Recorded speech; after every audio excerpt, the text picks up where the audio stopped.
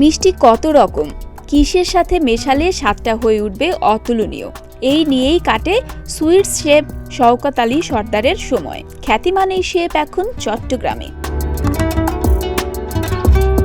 200 রকমের বেশি মিষ্টি বানাতে পারেন শওকত আলী সর্দার।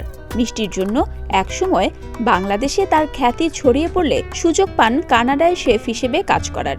সেখানে দীর্ঘ 5 বছর কাজ করেন তিনি। আমাদের কে বেকারের নতুন আইটেম পাতিসা, এটা আশা করি খুবই স্বাদ, কিন্তু এটা বাংলাদেশে কোথাও আপনারা পাবেন না। আমরা নতুন আঙ্গিকে ইন্ডিয়ান আইটেম এখানে নিয়ে আসছি, সম্পূর্ণ ঘিয়ের উপরে করতে হয়, তার মানে তো অনেক খরচই বোঝেন। তারপর আমাদের অনেক আইটেম আছে যেগুলো, যেমন এটা ইন্ডিয়ান আইটেম, এটা অনেক প্রাইস, বাট এটা অনেক স্বাদের আইটেম। তারপর আমাদের ওই ডেস রোল একটা আইটেম আছে, ওখানে দেখেন ওটা ইন্ডিয়ান আইটেম, খুব স্বাদ। দেখেন কেশরী গোলাপজাম বাংলাদেশে পাবেন না আশা করি, এটা আমরাই একমাত্র কে বেকারিতে আনছি।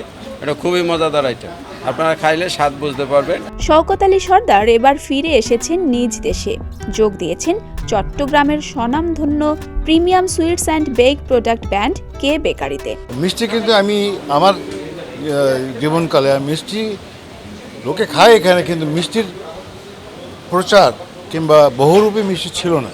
ওদিকে আমরা চেষ্টা করেছি, and finally we got a band of good chef who are trained and also with lot of experience, তাদের দ্বারা আমরা এটা শুরু করলাম।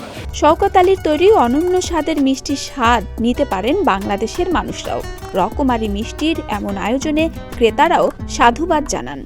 অনেক আইটেমের মিষ্টি দেখতেছি, অনেক সন্দেশ, তারপরে লাড্ডু, হ্যাঁ অনেকগুলোই তো দেখতে পাচ্ছি, ভালো লাগতেছে আর কি। মিষ্টি বলতে বুঝতাম যে গুড়ের সন্দেশ আর চিনি, যেটা বাতাসা বলা হয়, লুকিয়ে লুকিয়ে প্রচুর খেতাম, তার জন্য পেটও খারাপ হতো।